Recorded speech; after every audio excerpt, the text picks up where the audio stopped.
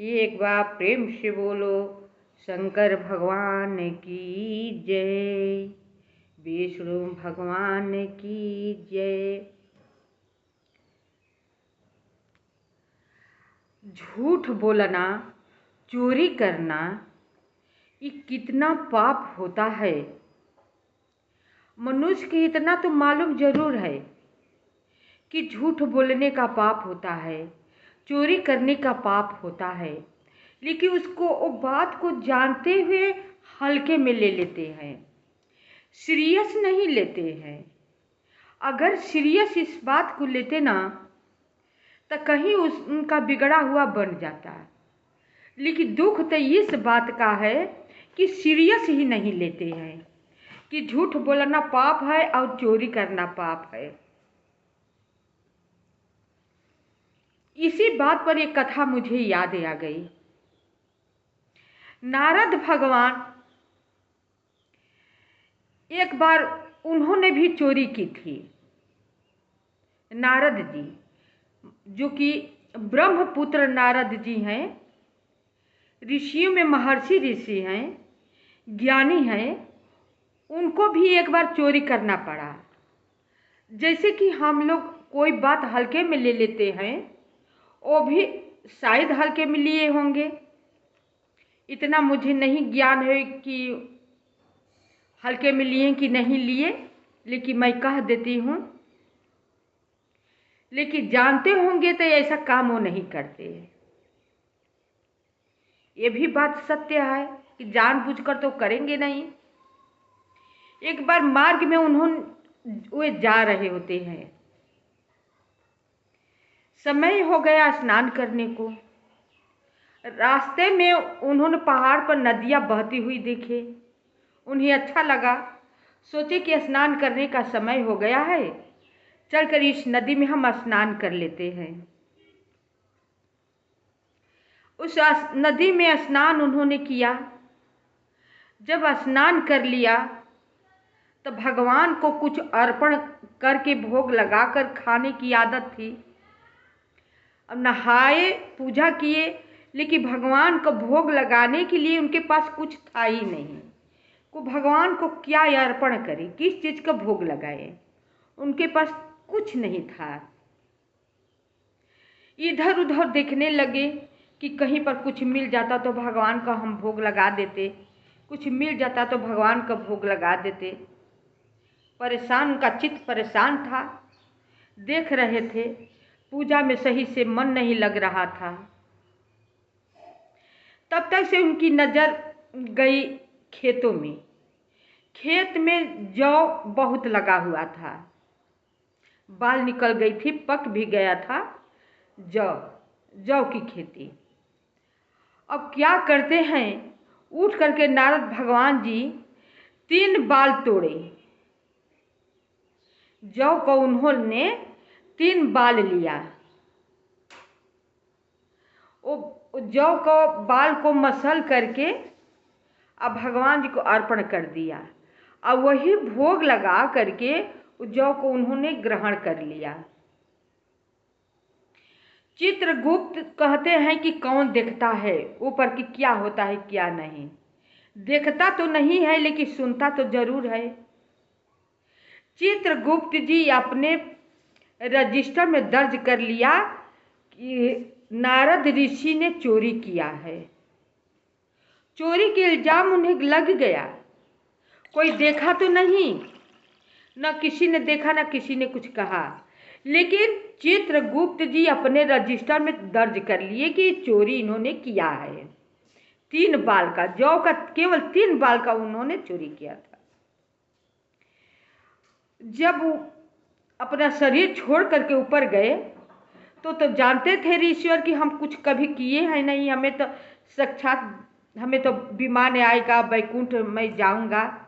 विमान आया, वैकुंठ गए, लेकिन चित्रगुप्त के यहाँ हाजिरी लगाना जरूरी होता है। कोई मनुष्य हो, ऋषि महर्षि हो, कोई जो धरती पर आता है वो चित्रगुप्त से होकर ही जाता है, हाजिरी लगाना ही पड़ता है। चित्रगुप्त की यही ड्यूटी है, मनुष्य की यही ड्यूटी है। तो नारद जी गए हाजिरी लगाने। चित्रगुप्त जी अपना रजिस्टर खोले वही, तो देख सुनाए कि आप तीन बाल जौ का अमृत लोक में चोरी किए हैं। बोले क्यों, कैसा क्यों हम चोरी करेंगे, हम कभी चोरी नहीं किए हैं। देखिए लिखा है, समय सब कुछ निश्चित है, आप चोरी किए हैं। तो बोले अरे इस बात को आपने लिख दिया, ये तो हम भगवान विष्णु भगवान को अपने आराध्य देव को भोग लगाने के लिए हमने 3 बाल ले लिया, स्नान किया, देखा कि इन्हें बिना भोग लगाए मैं कुछ पाऊंगा नहीं, मेरे पास था ही नहीं, तो मैं न चाहते हुए खेत में देखा कि जौ लगा हुआ है तो 3 बाल तोड़ लिया, उसी को भोग लगा कर हमने ग्रहण कर लिया। ये चीज़ आप लिख लिए। कहे हाँ, इस यहाँ का नियम है, जो जैसा करता है यहाँ पर दर्ज हो जाता है और उसी के अनुसार उसे दंड दिया जाता है। बोले नारद महर्षि जी की हमें क्या ये दंड मिलेगा। अतः इसी जौ का 3 बाल आप लिए हैं, 3 बार मृत लोक में जन्म लेना पड़ेगा इस पाप को प्रायश्चित करने के लिए।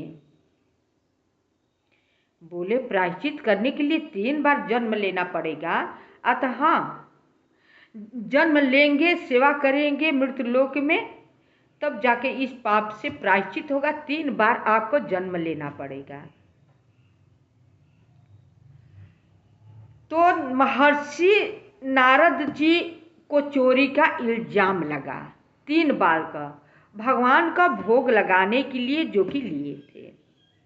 अब सवाल यहाँ पर उठता है कि जो कि चोरी समझकर चोरी किए थे नहीं, अपने को खाने के लिए चोरी किए थे नहीं, न मन में कुछ दुर्बुद्धि का दुष्प्रभाव था, लेकिन उनको भी चित्रगुप्त नहीं छोड़े, अपने रजिस्टर में लिख लिए कि आप 3 बार चोरी किए हैं। ये भी लिख दिए कि इसके बदले में आपको दंडित तो यहाँ नहीं किया जाएगा, लेकिन इसका पाप है, तो पाप को प्रायश्चित करने के लिए आपको धरती पर 3 बार मनुष्य रूप में अवतार लेना पड़ेगा, तब जाकर अब प्रायश्चित होगा। 1 बाल का 1 जन्म में, दूसरा बाल का दूसरा जन्म में, तीसरा बाल का तीसरा जन्म आपको लेना पड़ेगा। महर्षि नारद जी को स्वीकार करना पड़ा कि ठीक है, प्रकृति को जो विधान है उसे पीछा हम कहाँ छुड़ा सकते हैं। तो नारद जी एक बार दासी के गर्भ में अवतार लेते हैं। उनकी माता जो है ऋषि महर्षि साधु संत लोग को सेवा किया करती थी। अब वो लोग जो जूठन छोड़ते थे वो जूठन महर्षि नारद जी अपने खा लिया करते थे। दासी पुत्र हुए थे तो बच्चा तो अपने माँ के ही साथ में न रहेगा। अम्मा अक्सर चाहेगी कि हम खाएं या ना खाएं, अपने बच्चे के भूखा न रहने दे, तो अपने बच्चे को सब बटोर करके जब सफाई पतले करती थी तो जो बचता था उसमें जूठा उन्हें खिला देती थी, वो खा लेते थे। जो ऋषि महर्षि लोग थे थोड़ा सा खेती किए हुए थे, उन्होंने कहा दासी से कि चोर आजकल बहुत चोरी कर रहे हैं, खेत को काट ले रहे हैं, थोड़ा हम लोग खाने पीने के लिए खेती किए हैं, पक गया है अनाज, शायद चोर देखेंगे तो काट लेंगे, अपने लड़के से बोल दो कि रात को जाके खेत की निगरानी करे, यानी अगोरे रात सारी रात बैठ करके। बोली ठीक है। अपने लड़के को समझाकर उन्होंने भेज दिया, दासी थी, जो कहेंगे वो तो करना ही करना है। गए खेत पर बैठ के, कभी लेट कर, कभी बैठ कर, कभी घूमकर खेत की निगरानी कर रहे थे। ऐसे करते करते थोड़ा सा उन्हें आलस आई, लेट गए उसी मेड़ पर। उसे कोई लाट कहता है, कोई मेड़ कहता है, लेट जाते हैं। तब तक से क्या एकदम कहते हैं कि ये अंजोरिया रात हम लोग बोलते हैं। आ? चांदनी रात थी, एकदम प्रकाश चंद्रमा का छिटक रहा था साफ। उसी में आए चोर एक तरफ से खेत को काटने लगते हैं। ये जब खरखराहट की आवाज़ होती है तो नारद जी की नींद खुल जाती है। वो बैठ करके चुपचाप ऐसे करके देखने लगते हैं। चोर काटते जाते हैं। एक बार ये नहीं बोलते हैं, डांटते हैं कि तुम लोग क्यों काट रहे हो, नहीं बोलते हैं। जब पूरे काट लिए, अपने मन भर जितना उन्हें ले जाना था काट लेते हैं, सब बांध लिए अपने चलने भर बोझ, चलने को तैयार होते हो तो तब ये चोर की निगाह पड़ती है। ये बैठे हुए हैं और सब देख रहे हैं। उनकी निगाह पड़ती है, डरते हैं। ये जब चलने को होते हैं तब बहुत जोर की इनकी हंसी आती है, ठहाका मार के हंसने लगते हैं। चोर और घबरा जाते हैं कि दूसरा कोई होता है तो हम लोगों को पकड़कर मारता पीटता या राजा के यहाँ ले जाता दंडित करने के लिए। एक ऐसा मनुष्य है कि ये चोरी हम लोग किए हैं, सारा देखे भी हैं, बैठकर देख रहे हैं और जा रहे हैं तो हंस रहे हैं। ये बात का रहस्य है क्या?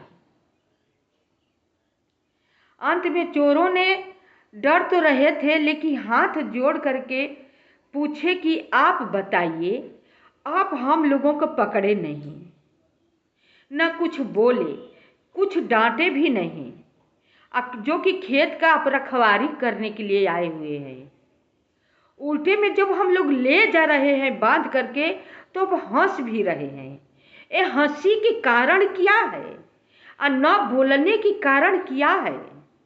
अब इसका रहस्य बताइए।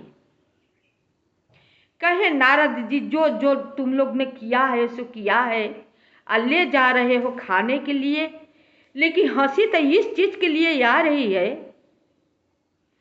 कि ले जाओगे, पूरे तुम्हारा परिवार इसको खाएगा और तुम सबका भरण पोषण करोगे, लेकिन पाप का दंडित तो तुम ही अकेले बनोगे, तुम्हारे परिवार वाले नहीं होंगे। इसी बात पर मैं सोचकर हंस रहा हूं।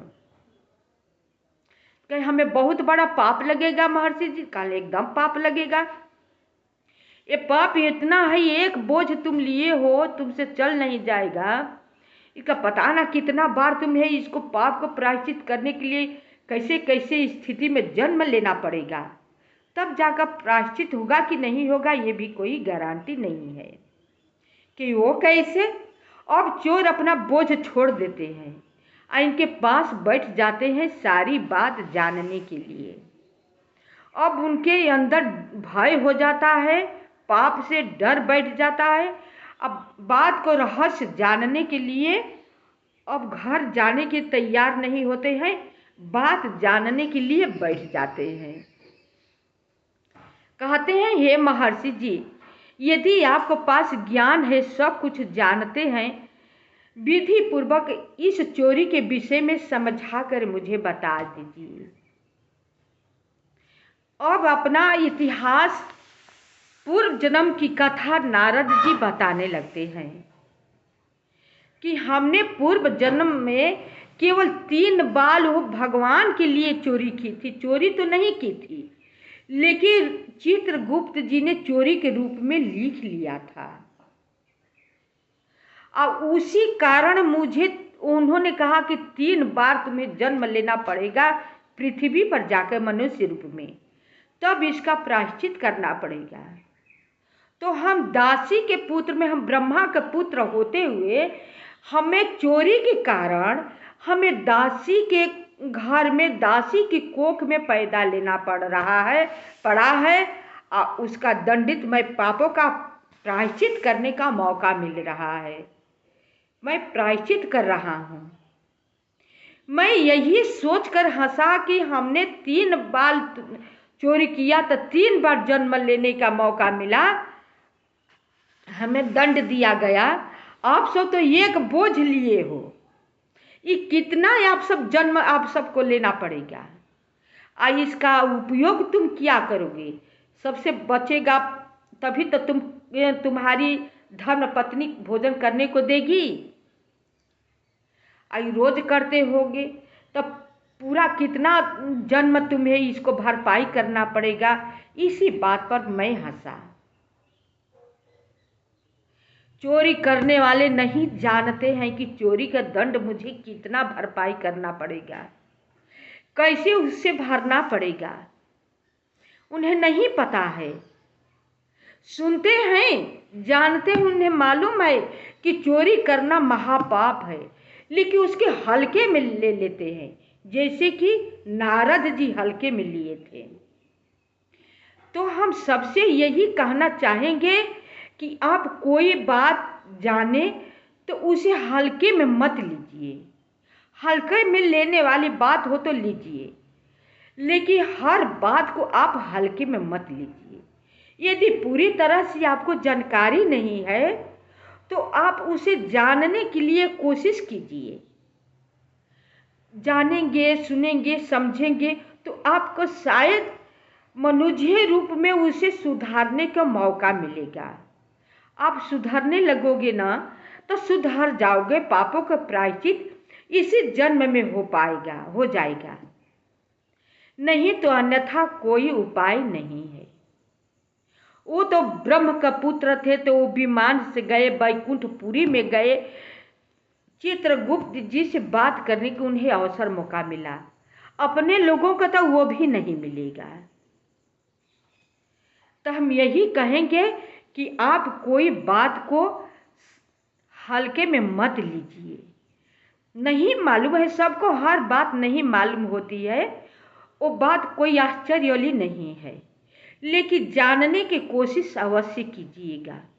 वेद शास्त्र है, अच्छे लोग हैं जो कि उन लोगों के पास बहुत सारी जानकारियाँ होती है कि क्या करने से क्या होता है, क्या करने से क्या होता है, उन्हें मालूम होती है। कितने लोग के तो हम देखते हैं कि इतना बिना मतलब का चोरी करते हैं, जिससे कि वो उस चीज़ ना चोरी करते तो उनका काम कोई बिगड़ता नहीं, लेकिन स्वभाव होता है, आदत सी होती है, कुछ न कुछ चोरी करेंगे जरूर। कहेंगे कि हमें भगवान दुख दे रहे हैं। ऐसी आदत वाले के भगवान दुख नहीं देंगे, वो किसी को दुख नहीं देते हैं, लेकिन सुख भी तुम्हें नहीं मिलेगा। अपने स्वभाव से, अपने कर्म से सुख मिलने के उपाय कर ही नहीं रहे हो, कर्म कर ही नहीं रहे हो और सुख की कल्पना कर रहे हो। ये कितने तुम्हारे पास अज्ञानता भरा पड़ा है। सुख भोगने योग्य काम करो तो तुम्हें सुख अपने आप मिलेगा, किसी से कहने या मांगने की जरूरत नहीं है। बुरा काम का बुरा नतीजा ही तो मिलना ही मिलना है। मनुष्य एक योनि है कि आप कुछ भी कर सकते हैं, अच्छा से अच्छा भी कर सकते हैं और बुरा से बुरा भी कर सकते हैं। यदि मनुष्य के योनि पा करके आप नहीं अपने गलती को प्रायश्चित किए, आप बिगड़ा हुआ अपना नहीं बना पाए तो कभी नहीं बना पाओगे। ये मैं गारंटी के साथ कहती हूँ कि आप नहीं बना पाओगे, क्योंकि मनुष्य ऐसी चीज़ है कि कुछ भी कर सकता है। अरे पशु तो कर नहीं पाएगा, दूसरे के आश्रित होता है। कोई उन्हें चारा देगा तो खाएगा नहीं, चुपचाप देखता रहेगा।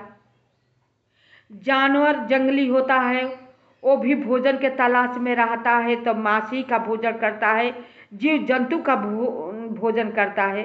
वो क्या बनाएगा? और पाप ही पाप होता है। चिड़िया पक्षी कोई बना ही नहीं पाएगा। एक मनुष्य की योनि ऐसी है कि बिगड़ा हुआ बनाने के लिए प्रभु एक बार अवसर देते हैं कि जाओ तुम अपना जो बिगड़ा हुआ बना लो, पापों का प्रायश्चित कर लो। जैसे कि नारद भगवान को मनुष्य के रूप में जन्म तो दिए, लेकिन दासी पुत्र बनाए। दासी पुत्र होकर के अपने पापों को उन्होंने प्रायश्चित किया। तो हमें कोई ना तो दुख देता है ना कोई सुख देता है। न भगवान का आरोप मत लगाइए, वो किसी को दुख नहीं देते हैं, वो उनका तो सब औलाद है। लेकिन जैसे आप ही का 2 औलाद है, एक बहुत संस्कारिक है, एक बिना संस्कारिक है, तो आप जो आपको प्यार करेगा उसी पर ज़्यादा आपको ममता जाएगा, उसी को भी दूसरे वाला का ममता जाएगा लेकिन कम रहेगा। हमेशा आपको आत्मा धिक्कारता रहेगा कि ये तो मेरा लड़का ठीक है, ये लड़का अच्छा नहीं है। बहुत अब समझदार होंगे तो उसे डांटेंगे, फटकारेंगे, अच्छे राह पर चलने के लिए बहुत प्रेरित करेंगे। आए तो ठीक है, नहीं आए तो आप पछता कर रह जाएंगे। इसी प्रकार भगवान के हम सारे लोग औलाद हैं। भगवान सबको मौका देते हैं सुधरने के लिए। अब हम सुधरे या न सुधरे, अब हम नहीं सुधरेंगे तो करेंगे क्या? नहीं तो भगवान कहते हैं कि मैं न तो किसी के पाप खाता हूँ न किसी को पूरे खाता हूँ। सब अपनों जो जैसा कर्म करता है उसी के अनुसार उसे फल मिलता है। कोई भी साधु संत हो, कोई भी हो, जो मृत्युलोक में आया है वो अपना बिगड़ा हुआ बनाने के लिए आया है, और जो पूर्व जन्म में किया है वो जरूर पाएगा, अवश्य उसे मिलेगा। क्योंकि नहीं मिलेगा तो उसका पापों का प्रायश्चित नहीं हो पाएगा। पाप का प्रायश्चित करने के लिए उसे जन्म लेना ही पड़ता है। मैं प्रणाम करके कहती हूँ, आप सब मेरी पूरी कथा सुनिएगा। कथा कैसा है?